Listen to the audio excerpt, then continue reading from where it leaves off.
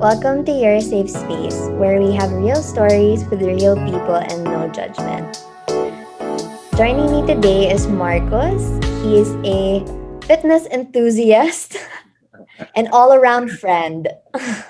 110% true. Hi, Marcos. How are you? Hi, Chi. I'm okay. I'm doing well today. Always been. I've been Yeah. good. What have you Uh, been busy with lately? Aside from Same routine working every out. By the way, day. guys, he has. What? Sorry. Oh no, I was just gonna say. By the way, he has really Go, go, immense go. muscles. So it's important. Go, go, go. Yeah. So I've been having a same routine every day. I think since March. Morning when I wake up, I do meditate agad, and then I Yeah. say my morning prayer. After that, I'll go down to make some coffee, stretching, listen to music, and then I usually walk every almost every day. Yeah, Yeah. 30 to 45 minutes before heading to work. Yeah, that's it. My Mm-mm. routine every day. I know. And like every time I see your stories, it reminds me of the benefits of staying active. And Yes, true. you really have a glow about you, honestly. I mean, parang your aura, so. I don't know with your white shirt lang. Parang naka-spotlight ka dyan. Kaya nga eh, yung Uh, lighting masyadong, hindi ko alam, masyadong no, I ganda like yun. it. Baka I think, ganun na rin yung aura ko. natural lang yan. It's not the lighting. It's just internal glow. And Diba? I put some sunscreen pa dyan. Yeah. Here. Kainis.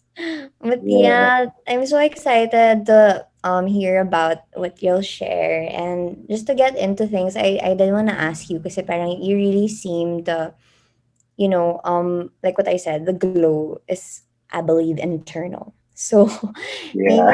you can tell us about what your journey was like and parang what brought you to where you are now. Okay, so my journey started when I was diagnosed last March, just a few days before the lockdown happens, the first lockdown. So before that, the backstory to that, we were about 2019, started 2019 pa, and then medyo hindi ko lang siya pinansin yet those time that year. Pero parang I've been feeling na parang baka I have depression, anxiety na. Ganun. Kasi may energy so bagsak. Um, I'm really having hard time to sleep, and then there's no positivity that's coming into myself, to my life. So there from 2019, it continued last year, 2020, until yeah February last year. Um, Parang it got worse na. It got worse to the point na there I was really having a harder time to sleep. Like I wanted to be on my bed at 11 to 12 because I'm a morning person. I love mornings. So I wanted to wake up early. And then there, I'm gonna be on my bed 11, 12. Pero um, yeah, I'm just gonna be there, lying down in my bed, just overthinking so much. Negativity was kept coming in my thoughts, to the point na magugulat ako na parang morning na pala. It's I look at my clock. It's 5 a.m. na, and Oh my then gosh. yeah, magtutuloy-tuloy pa siya till 6 or 6 a.m., 7 a.m. Usually those times I was really falling asleep at 8 or 9 a.m. Sometimes siguro pinaka-late, quote unquote, was 10 a.m. So imagine I was sleeping, I was in my bed for like 11 p.m. to 10 a.m. So there, parang wala, sira na yung araw ko. And then nagtutuloy-tuloy siya. Like parang naging everyday routine siya. And then yeah, my thoughts were killing me so much. Like there's no words there's no words to describe how hard was that, how difficult was I was battling those times. It really felt like I was battling Mm-mm. against my demons in my head, all the negativity in my life. I was feeling I was feeling really hopeless. I was feeling so stuck. I was feeling unloved, although I know, deep in my heart na I had my family, I had my friends. There's so many people who loves me. But those times, parang I felt so alone. I've never felt so alone in my life. Like, sabi ko, daming tao, like, we're billions here. But I was feeling alone. It was like me versus against the world. Um, so on, so March came in 2020. It was one night. Um, I went down. Because those times, I wasn't my family here at home. They doesn't see me that much because I'm just in my room, Mm-mm. just overthinking stuff. Um, yeah, and then finally one night I went down. My dad and my sister were there in the dining table, and then I broke down in front of them. I told them Yeah. everything that's bothering me. Those times, it's really going on myself. So yeah, I think, parang I set the record for myself for the most iyak ever in my life. Or muntik ko yata maubos yung tissue sa bahay. So from there, I broke down. I was crying, and then parang kasi those times, parang hindi pa masyadong gets ng my parents, even siguro my sister, Yeah. what's really going on, especially with depression and anxiety. So when I broke down, after that, parang naghanap sila ng psychiatrist for me to attend to real soon.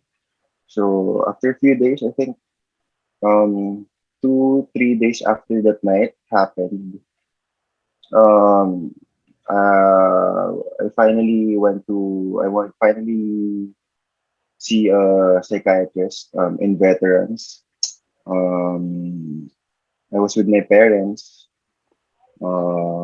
First, I was like, it was between me and my psychiatrist first. I told her everything.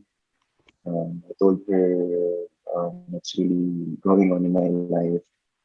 And so basically, I told everything that's been killing me, killing my thoughts, Yeah. killing me mentally, emotionally, and physically. Um, so there to the point na at that convo with my psychiatrist, she asked me if I have suicidal thoughts. With all honesty, I told her na thank God kasi those times wala pa naman. But it's just the thought na me not being here on earth. Mm-mm. Yun yung mga nasa thoughts ko those times. Kasi hirap eh. Parang Yeah. yung mind ko, my thoughts were like training every minute. Training means parang siyang tumatakbo. And then Yeah. it was really draining. It was really draining to the point na like physically I was affected then, you know. Parang hindi that affected my my workouts. I really stopped working out. You know, I really lost myself. Yeah. Mm-mm. I felt I felt so disconnected with myself and my soul those times. Yeah, so I lost it. So finally, um, after that, my she asked me if uh, do I want my parents to, you know, do I want her to explain what's really going on. And I Yeah. told her, yes, doc, please, because I want them to know what's really depression, anxiety. And then when my parents came in the room, my psychiatrist explained it to them. And then, ayun, sabay niyang sinabi sa amin na your son, Marcos, is diagnosed with MDD, major depression disorder. And after that, I started taking meds. It's just one lang naman. It's like a Prozac, but I forgot the exact name. So I started taking meds. It was March, diba? It was March, March, Mm-mm. April, May, June, July. So I've been taking, tuloy-tuloy every day I've been taking that medicine, antidepressant. Um, until yeah, I was doing really well. Doing really really well those times from like it gets better. It got better every single day. For sure, nakatulong yung the antidepressant really helped me to get through. But at the same time, I was ano rin, I was hard hardly working on myself. Like I wasn't really depending on the antidepressant. Mm-mm. I started reading. I started educating myself about mental health, about depression and anxiety. For me na rin to understand, you know, how to cope with it. Oo. Um, and then there, those months from April, May, June, July, August, yeah, I was feeling I'm on top of my confidence came back. Like I never felt so confident in my life. Mm-mm. Those months, I was feeling I was on top of the world. I was just feeling really good, really feeling good. And sobrang sarap ng feeling because I was parang for a long time, parang for a very long time, hindi ko siya na-feel eh. Like the word good, feeling good. Oo. It's just siguro, parang whenever my friends and family sees me outside, I'm with them, parang hindi ko naman siya talaga like sinasabi what's really going on myself. As much as I can talaga, I want to be the energetic man, the good, ano lang, good vibes lang. Kara knows this. I'm the type of person, friend, na bigla na lang sasayaw, gonna Yes, sing, you are. gano'n. So there, I'm Yeah. really super joyful person talaga ever since I was a kid. So yeah, I tried to hide it, you know, parang, but it's funny nga parang to look back, parang galing nga, I was telling myself, ang galing, parang hindi na those times, parang wala masyadong nakapansin na, you know, deep inside, I wasn't really doing well, you Mm-mm. know, mentally, especially mentally. Yeah. So, August, yeah, I was doing really well, right? September came in, yun, doon na nag-start what happened that those times na parang slowly bumabalik ako sa zero. Mm-mm. Parang the depression, anxiety was getting stronger again. It was overpowering me. Um, yeah, it continued from September, October. I remember those. I forgot nung kailan ko sinabi sa'yo to. I think it was really you. Right? Like sabi ko sa'yo that night, parang bakit ganito? Parang bumalik ako sa, I've been doing good. Tapos parang, ito na naman, parang, I'm here again. Like, not Yeah. again, I'm here again. Yeah. So, it was Kiara who made me understand and realize that, healing is not linear. So from there, yun lang sinabi mo, di ba? Like, healing talaga is not linear. So, doon medyo na parang nagka-light again. I saw the light again. Kasi parang feeling, before ko sabihin sa'yo yun, that night, before opening up to you, Uh-uh. parang, hindi ko siya gets eh. Bakit ganito? Parang, what do I have to do again? What did Yeah. I do para bumalik? Mm-mm. So, ganun palang healing. That's why I'm really grateful for you. And you know naman. Oh. Um, Yeah, and I can really relate kasi gets ko rin yun parang the times na I was going through yun. And whenever I do go through it, yung ups and downs, and then sa yeah. mga downs, it feels like, oh my God, may here na naman. Parang I Yeah. just fell in the Yeah. hole again. How do I get out? Pero Yeah. yun pala, parang it's not pala, it didn't take away. Parang my struggle now didn't take away from um the progress that Yeah. I Yeah. made or you True. made. So True. I get the feeling. Yeah. In You it, know the vibes. gets ko. When you're in it talaga, it really feels it feels so unnerving na parang, ano ba? Ito na naman tayo. Yeah. Oh, yeah. Yeah. Yeah. So true. Anyway, sorry, what you were saying. So after that night, Okay, um, that night, so parang nabuhayan ako ulit. mm-mm, Um, I finally understood that healing wasn't really linear. But it continued na parang I'm so down again. Diba? I'm here, I'm on top, and then I'm down again. It yeah, continued from September, October, November. November came in.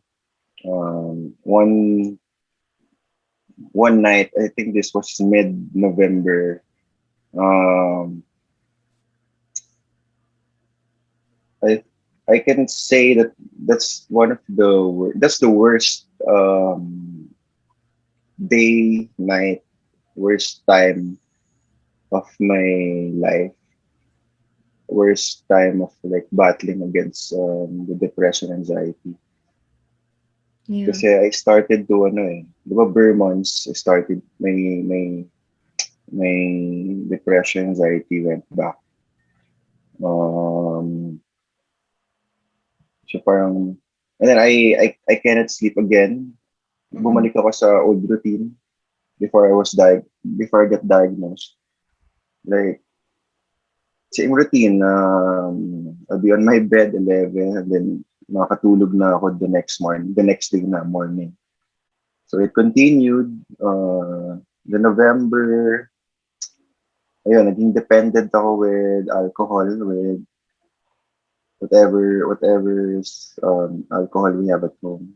yeah, I have to drink. I felt like I have to drink. I have to drink because feeling ko makakatulong siya for me makatulog because I really wanted to fall asleep. That's yeah, one of my goals before those times. Kasi pag nakapagtulog ako, like doon nakakapagpahinga yung my thoughts. Even me physically. Kasi it was really draining. It was really draining. Yeah, and then I became dependent on alcohol. Almost every night, those times. I kept on drinking, and then hindi pa ako nag-workout noon again because I lost my drive again from working out. So it was one night in November. I was drinking alone in our garage. Um, yeah, yun yung pinaka-worst because parang I was really having suicidal thoughts that night to the point that it was really hard to fight it. It was really hard to fight the thoughts because parang sabi ko got worse eh. Parang mas yung part 2 ng depression, parang mas naging mahirap siya, to be honest. Yeah. Um, so there parang feeling ko sasabog na yung mind ko sa sobrang dami ng thoughts, and it was really unstoppable. Like, bang, bang, bang, thoughts to the left, and the left, to the right, to the left, to the right. So yeah, it was one night I was drinking alone in our garage. And then I was thinking of giving up my life that night. And how I wanted to leave this earth, how I wanted to give up my life that night was, if you guys have seen the movie A Star is Born, how Bradley Cooper, gave up his life, you know, he overdosed himself with some medication or something, or it was a drug, I think. Yeah. So yeah, that's how I wanted to to leave the earth that night.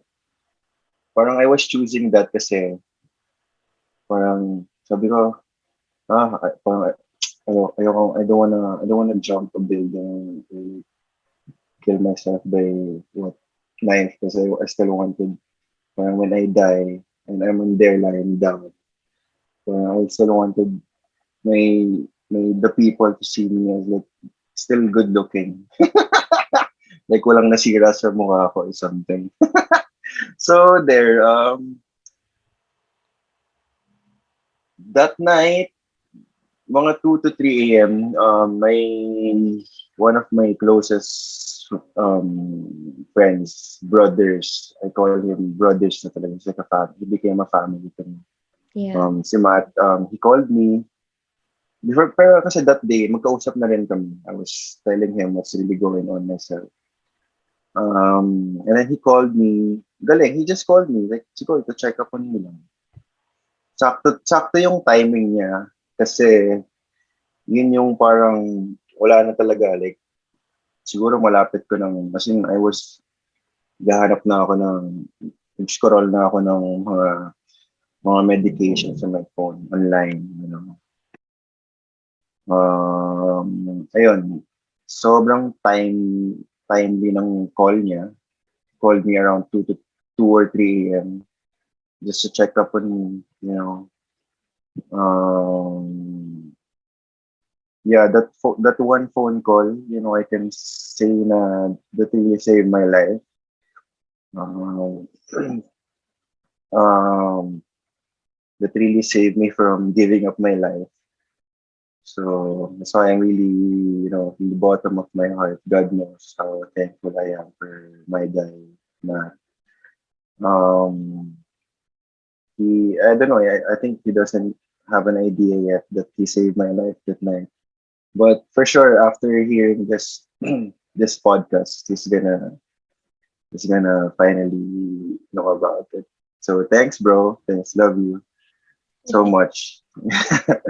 And then yeah, November that night. So parang feel ko nalagpasan ko yung worst day of my life. Like really worst. nalagpasan ko yung parang I defeated the demons that kept telling me in my head na give up your life, first give up your life. Ganun. So there, after that call, sobrang, laking ginhawa siya to me talaga na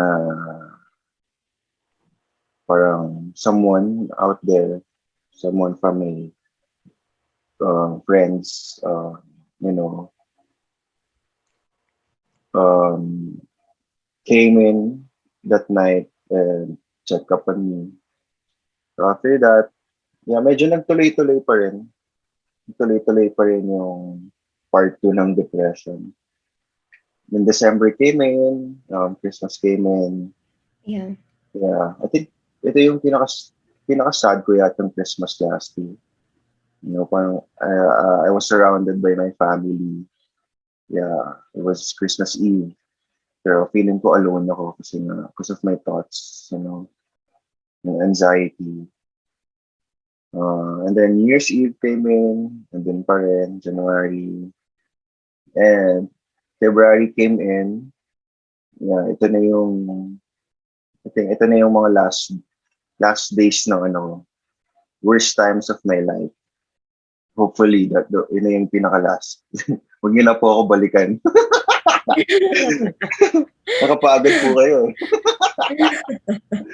So, there, February came in. It was, yeah, meron pa rin. Like, mataas pa rin yung, I was still having the worst, pa rin. Like, sobrang, may, my thoughts were killing me pa rin. So much, so much. And then, our friend Yami's birthday came in. I think I was the last one who told him I can make it. Mm-mm. Kasi I told him, but I'll just have to, uh, I'll give you my answer soon. Kasi hindi pa ako maka-yes eh. Kasi, I really I didn't wanted to go talaga. Kasi nga, I wasn't mentally stable talaga.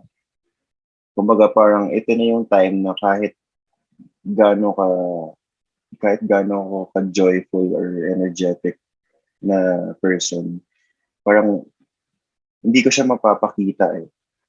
Kumbaga parang I'm not, hindi talaga ako yun. That's not the real me. And then, yeah, I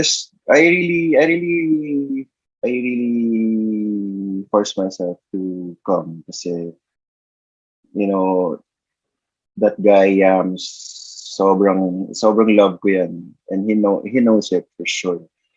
As in, even though I was really having a hard time those time, I told myself before finally giving the answer na, but I can make it.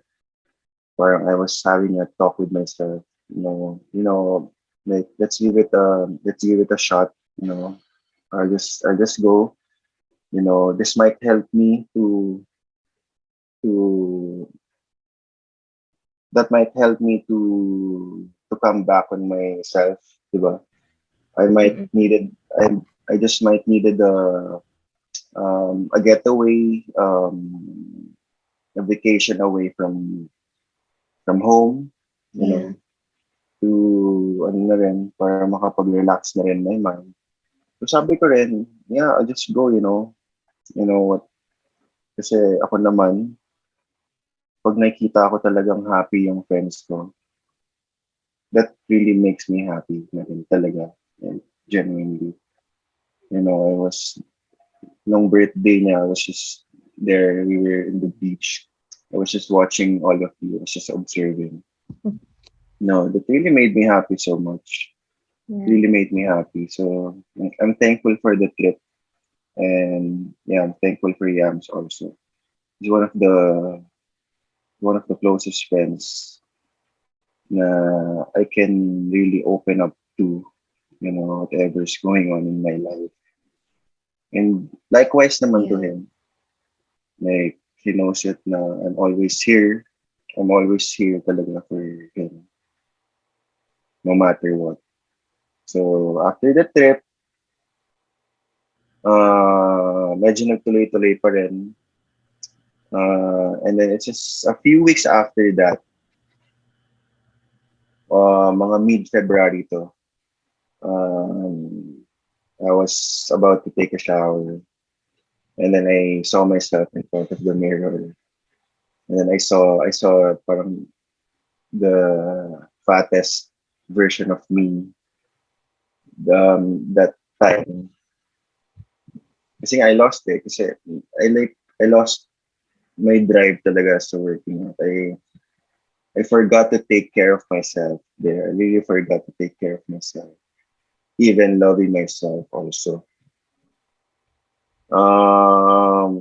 Yeah, so seeing myself in front of the mirror, I told myself, course I'm gonna make it up to you.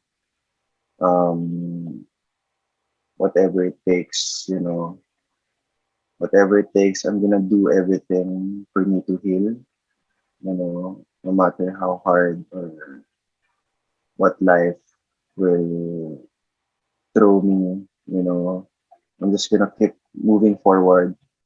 I'm gonna take it one day at a time. Slowly but surely, yeah. So, inunti-unti ko siya from that night. I started going back to first. I fixed my sleep muna so I can work out in the morning and go back to my healthy routine, which is meditation, good morning prayer, Yeah. simply making cup of coffee, Mm. walk, listening to music, and then work. So there, from March, tuloy-tuloy siya. I've been really consistent with just taking care of myself, loving myself every single day.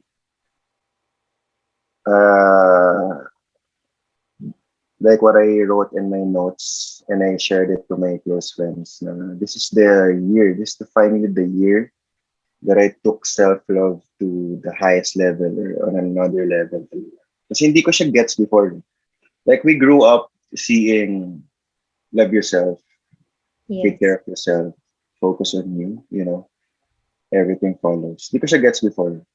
So maybe it's one of God's way din talaga to finally made me realize and appreciate life and be grateful in everything from the smallest things to the biggest ones.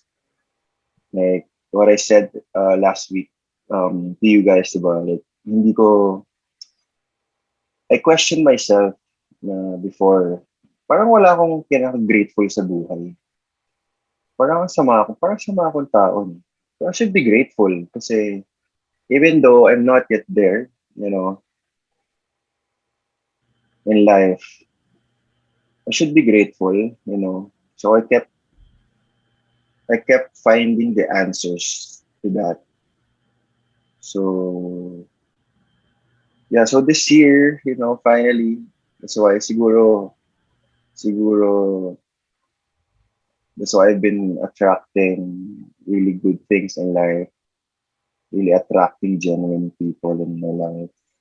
Just good energy. As in, guys, I hope, dito ngayon wish ko, sana kung ano yung nararamdaman ko recently, yun ang nararamdaman ng lahat ng Mm. tao. Yeah. Kasi kung hindi ko ma-describe kung wala akong ma-describe na word for those times that I was having the worst times of my life. Ito rin, wala rin akong ma-describe na word. Wala rin akong masabi na word kung gaano siya ka feel good. Kasi ang sarap talaga eh. Sana sana magstay. I've been praying talaga kay God na sana magstay lang ako sa ganito. Kasi saya lang eh. Parang parang just just be you. Just be you. Keep moving forward, no matter how hard life can be. Um, Keep talking to him. Stay grateful. Kasi if you're gonna think about it, guys, um, sobrang blessing ng life. Eh. We're we're all such a gift here on earth to Yeah. everyone. Um, from the moment we wake up, you know, until the end of the day, like that's such a big blessing from him. As in, ngayon ko lang siya na-appreciate talaga. Sabi ko, oo nga, no? Parang, parang yung pagkagising mo pa lang, ginising ka ni God. Parang, that's why every day, I say this to my morning prayers na, God, thank you so much, I'm forever thankful for you for giving us another chance to see another day.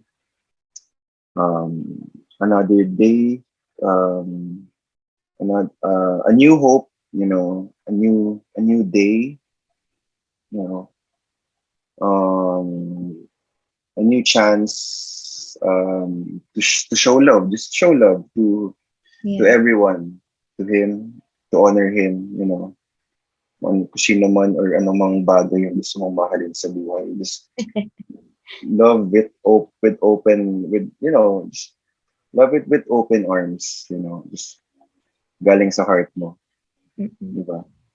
Sabi, Yeah. like, yun ang na-realize ko recently, Oh. parang, ever since naman, I'm always talaga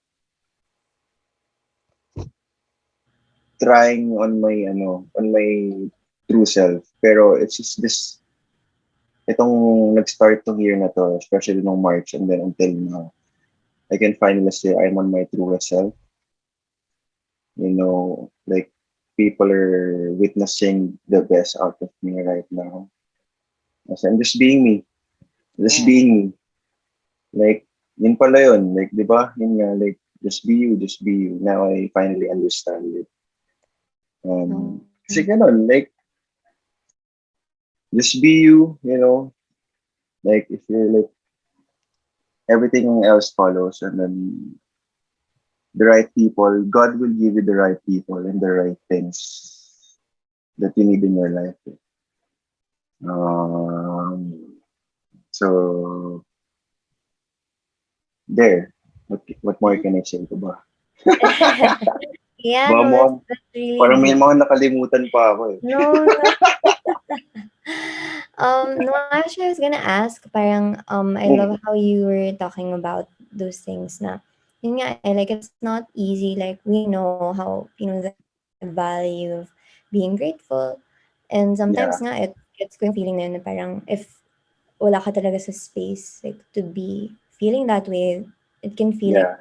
there's something wrong. And I was just really wondering, like, for you, how does how did loving yourself, or how does loving yourself look like now? Parang, um, yun. Right now, siguro I can say na, yeah, yeah, it started with my usual routine na, Mm-mm. since March. Na. So, started practicing meditation. Yeah. Um, Hindi ko na, nung una tinatime ko pa siya eh. Ngayon, hindi Hindi. na. Like, I just, like, I take my time. Oo. Sarap pag-meditate eh. Like, ang galing na parang, kasi our thoughts, laging lumilipad yan. Like, kahit kunwari may kausap tayong tao, bigla na Mm-mm. lang, di mo papansin, lumilipad na yan, saan saan na yung pupunta. So with meditating, ang galing niya kasi I learned how to go back to the present.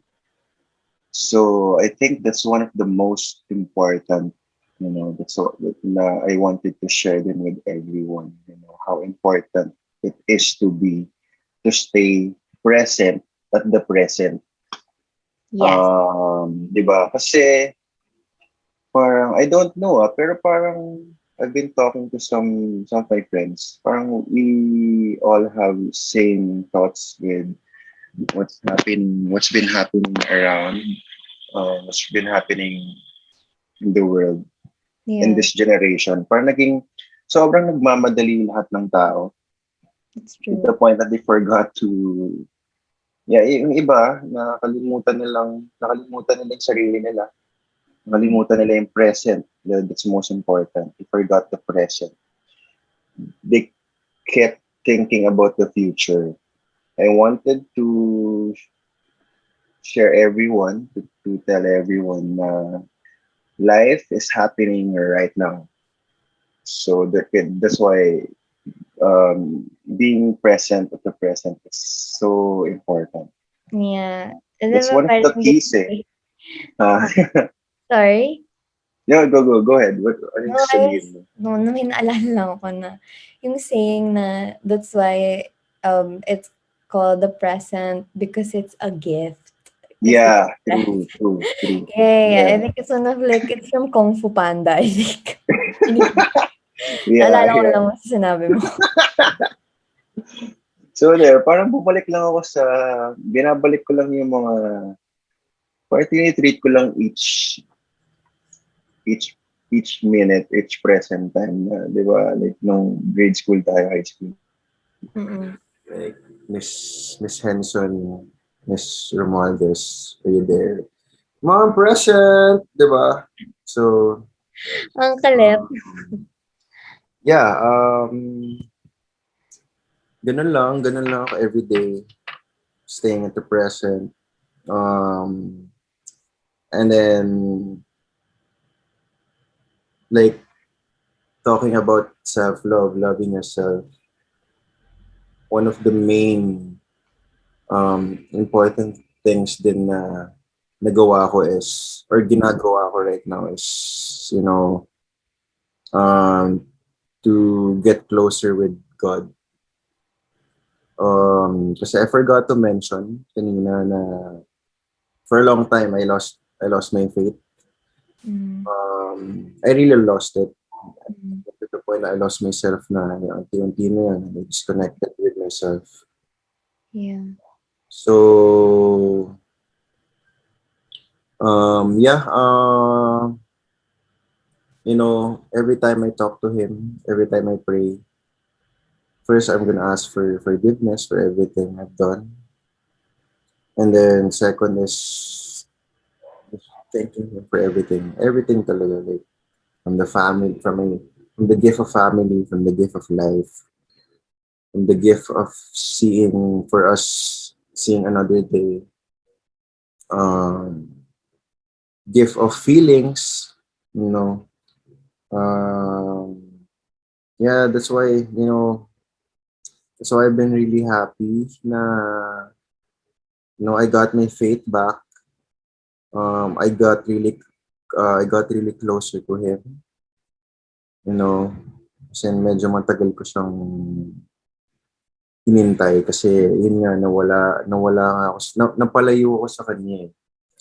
Parang like depression and anxiety, parang nilayo niya ako kay God. Yun. Mm. Kaya I've been praying to him every time I talk to him na, Lord, let me stay in this kind of really safest place. You know, keep showing me, keep showing me the light, keep showing me how I can honor you, di ba? For me to give back for the things you've done for everyone. Yeah. Yeah. And third is, yeah, working out. Like, you know, it really became the one of the main keys for me to get back on my own feet, to Yeah. get back in me, myself, to get back in life. to get back in the present, you know. Parang inisip ko na lang kasi ngayon, I've been thinking na life should be simple. Parang life is simple, just do the things that makes you feel alive. Just do the things that makes you just do the things that you really love. From there, start ka dun, tutuloy-tuloy na. Kasi may kanya-kanya tayong happiness eh. That's And true. I've been really finding my own happiness. Yeah, and one is working out talaga. Mm. Yeah, And doing sports, yeah. Kiara knows this. malaking bagay yun. um, and then yeah, I've been educating myself. Best believe, guys, I hate reading. I hate reading before. I hate reading. I don't even read. Wala akong natapos na book before. Mm. This this version of Marcos, this truest version of himself, like he really fell in love with reading. You Yeah. know, yung Instagram ko ngayon, pinalitan ko ng mga pinalitan ko yung mga influencers or some other mga accounts ng mga self-help account, like mga motivational accounts, Yeah. accounts about with Jesus, it Mm. was trust bro, something. Basta that account, yung mga ganong account. So, from there, I really learned so much. Yun pala yung power ng reading. Now I get it why people read. Delayed lang ako ng mga ano guys. Delayed lang ako ng mga 26 years. But I'm really grateful na, I'm finally here. I finally arrived in this kind of moments in my life. Yeah, so from meditation, getting closer to God, doing the things that makes me feel happy, makes me feel alive, reading, and just surrounding, guys. This one of the most crucial um, um, keys in our life na I realized now na you gotta surround yourself with, you know, the people that really welcome you, that really make you feel loved, you know, sobrang crucial nun.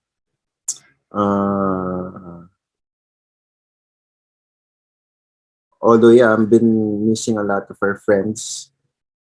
For sure, I'm gonna see them real soon now that I'm fully vaxxed. Actually, within after 2 weeks pa.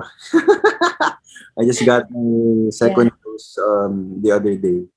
So after 2 weeks, yeah, I might see our friends um paunti-unti. Yeah. So there, that's my about my loving yourself. Now I really get Justin Bieber. Si paring Bieber.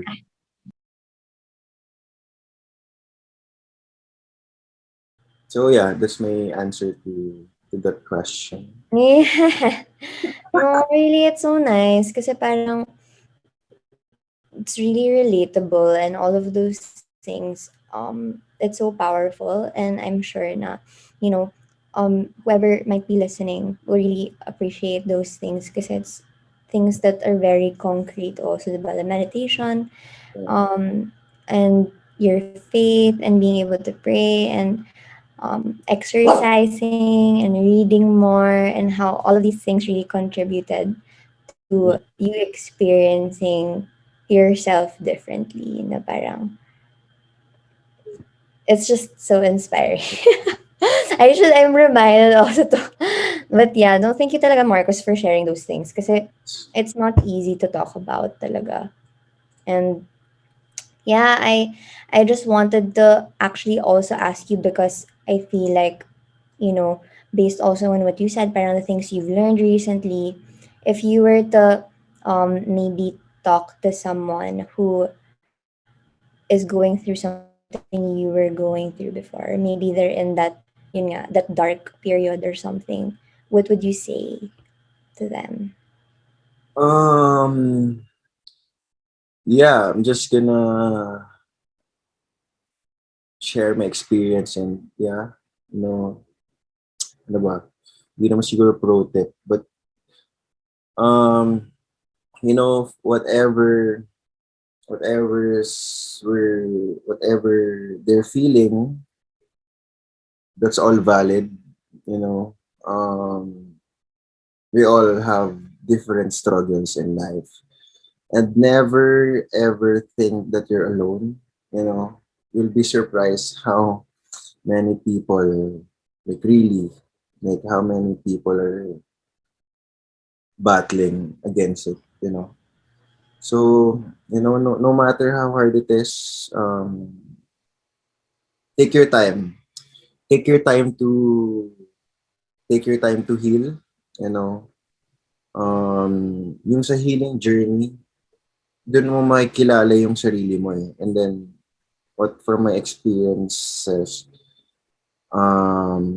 it became whatever I went through, whatever worst times I battled in my life, it became a blessing in disguise for me. Because you know what, those struggles, um, uh, obstacles that life kept throwing us, parang it will just make a stronger person talaga. You know, mentally, like, totoo yun, 110%. Parang, what I realized kasi, um, God will keep, our life also will keep, throwing us challenges in our lives. Um, and parang, God will just keep throwing for us to, keep leveling up, to the point na we're finally, get to where we're supposed to be and destined to be. So yeah, no matter how hard life can be, keep moving forward. Um, chin up as much as you can, Um, most importantly, never forget to pray, never forget to pray to Him, because from my experiences,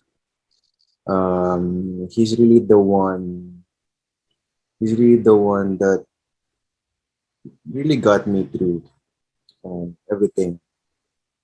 Um, I'm just talking to Him and just being grateful to everything. Um, um, yeah, like what I said to one of my closest friends, parang kunwari we're standing, take it na parang we're standing in the ocean, di ba? Yung sa mababaw lang. Like the waters by our knees lang, di ba? And then the waves are kept on coming. You know, Mm-mm. imagine na yung emotions, feelings that we're feeling, yun yung waves. So, let it come to you, you know, let it come to you, and then let it pass through you, embrace it, and just let it pass through you. Kasi ganun lang naman it's my mindset. Like, Yeah. um, parang just let it come to you. Kasi may mga things talaga sa buhay na hindi natin control. Just like ito, like siguro like the depression, anxiety. Um, hindi natin siya controlled eh. Um, the more na control natin siya, parang lalo pa tayong mahirapan. So darating talaga yung so I said earlier na take your time. Mm-mm. Take your time talaga, you know. There's no rush to healing, to our growth. Um, I always tell this to my friends na who's been opening up to me about the battles. You know, um, just keep trusting his plans to you. Kasi darating, you'll heal for sure. You'll heal. We all have different timings in life. So just keep trusting his timing. This is the best timing in the world. God's perfect timing. True. So Yeah. that's the answers to that Oh, question. thank you. It's so nice. And I love what you said, especially also about the waves, na parang to allow it to come and eventually, right, the waves go back. Yeah, So yeah, whatever naman will feel na it's remembering na it's valid, but also remembering that it's going to pass yeah, also.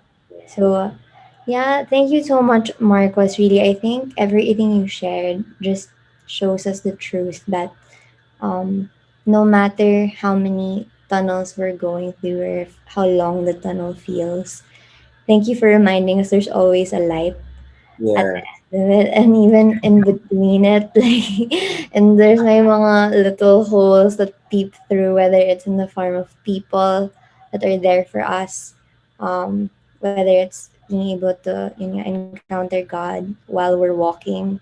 So yeah. really, like, thank you for everything and for that powerful testimony of what it really means to be human. I just wanted to thank you guys, for giving me the opportunity for having me here. This is my first podcast ever. Of course. Yeah, and then thanks for giving me the opportunity, to share my story and how I'm overcoming things. Like what I told you guys last week. I just want my story to be someone else's survival guide in the near future. Whoever needs it, Yeah. um, I almost sana I almost sana nasabi ko na dito yon. Parang I brought out all my cards, like my stories, there. That's my guys, that's my story. Yeah. No, really, thank you for bearing your heart and really being so honest with every single part of it. As in, but hindi ko, I don't know, for me, um, I really appreciate and it's really, I'm having a hard time thinking of a word how I feel, but um, ang galing lang na parang, your courage and how you're able to really just be so vulnerable. And I'm sure that will really touch a lot of people. And like what you said, it'll be someone for sure. It'll be someone's survival guide. So yeah, if ever, thank you everyone for listening. Um, if you guys, enjoyed listening to Marcos, I'm sure you did. Um, yeah. Don't forget to catch us and just stay tuned because we'll be releasing another episode in a week. So stay tuned for that. And thank you again to everybody. This has been your safe space. Yes, thank you so much. Thank you.